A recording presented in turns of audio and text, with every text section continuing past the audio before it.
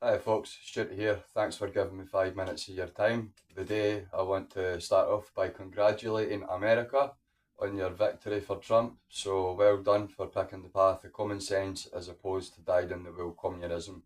The choice couldn't have been any clearer and I'm glad that he's picked the right one. Now hopefully Britain will follow you as an example and let Trump lead the way and give us good reasons for to get rid of the socialist government that's keeping the reins and the shackles on our feet at all times at the moment. So now I'm going to give you 5 minutes about what it means to me as a British, particularly Scottish, lone parent who's raised their child alone and also a business owner. So I'm going to come at this from a few different angles.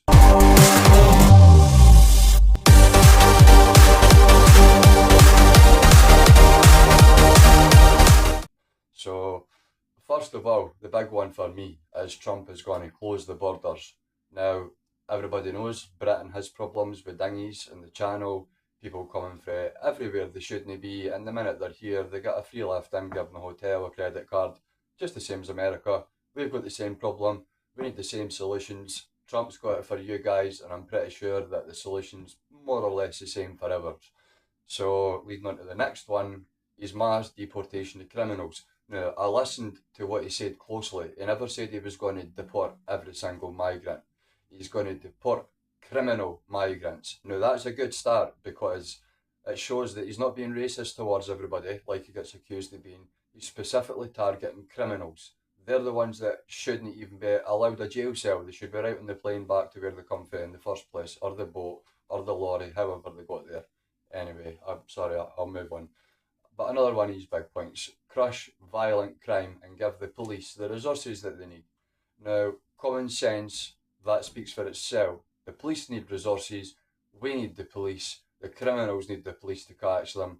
I mean, we're not going to be safe unless the police can keep us safe, so give them the resources, give them the support, let them do their jobs, and they won't have to be a two-tier police force like we have here in Britain. It's as simple as that. Another one of Trump's pretty simple, straightforward things that could be great for our own country here in Britain. Now, he's got, I know he will lower the food rates, give you a better cost of living. It'll be easier to afford gas, as you would call it, at the pumps, or petrol for yourselves, right down to our heating and our electricity bills. All this renewable green energy scam crap will be out of the window. We will save so much taxpayers' money. People will save so much money through not being manipulated into these green schemes and buying cars that are supposed to be better for the environment when really they've got 6-year-old child slave labourers digging the cobalt out the mines at the other side of the world to make us feel better about our virtue signalling. So hopefully that comes to an end. He plans to make America healthy again. He's got RFK in there, help him do that, and I think that he will do a great job. We need something similar here. What do we have? West Street trying to sell the NHS off to private companies. Big no-no here. We should take pride in the NHS. We were the first country to do anything of its kind, and it still stands. It might be on its knees, but we could pick it back on its feet if it gets the right funding and the right people with the right ambition to do the right sort of things and drag it through the bushes backwards if it has to be to get reformed. We need the NHS and the NHS needs our support. So we need to give it that support. Pharmaceutical companies. Hopefully this slides in with the whole make America great again, because we should be making Britain great again. Not just great, but healthy and drug free. Not just illicit drug, but prescription drug free. We all know that prescription drugs lead to illicit drug addiction. Not just that, but they have all different dangers: overdoses, side effects, long term effects such as brain damage, dementia, anything for coffee's a drug right up to heroin.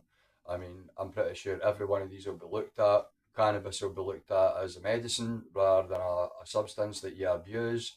I'm pretty sure that that'll all be straightened out in the law, and I don't advocate for it for recreational use, but it should certainly be a lot easier for people with terminal illnesses to access, and I believe that Trump will make that a lot easier for people in America, and again, we could follow suit here in Britain, which is why we need more independent voices like myself. So I'm chucking my hat in the ring, and I hope you're going to as well.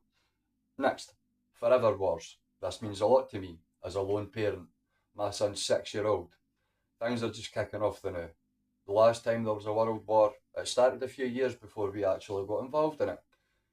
Now, my son's going to be at draft age when things are full blown, missiles firing back and forward if it lasts longer than 30 minutes with the day's weapons. But regardless, my son will not go to a draft. You will put me in jail before you take him anywhere to fight for a rainbow flag. He will call a man, he will call a woman, as Trump has said as well actually. They will stop perverting the children, they will stop all this PDF files coming in wearing wigs with drag queen story hour. It needs to stop it needs to stop right now. It shouldn't have started, it shouldn't be allowed, it should be illegal, it is child abuse, it is neglect, it is perversion. This should be criminality. I've already had my own problems with my son's school, getting given sex education without my permission, getting taught all different sorts of things that a 5-year-old he shouldn't even be thinking about, let alone know about. And another one is, well, I've already kind of covered it, the energy prices. In Britain, our elderly have had their winter fuel allowance ripped off them.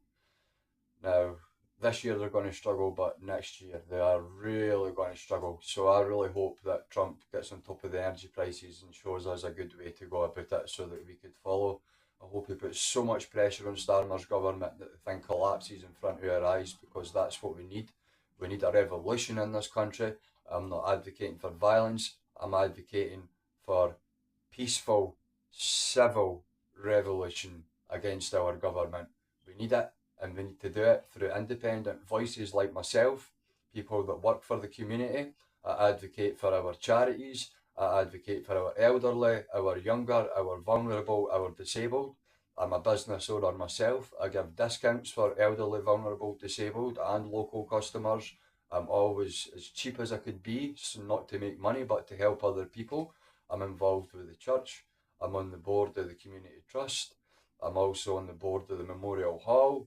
All these are in negotiations with each other for a 25-year lease for us to do a peace garden, a memory walk.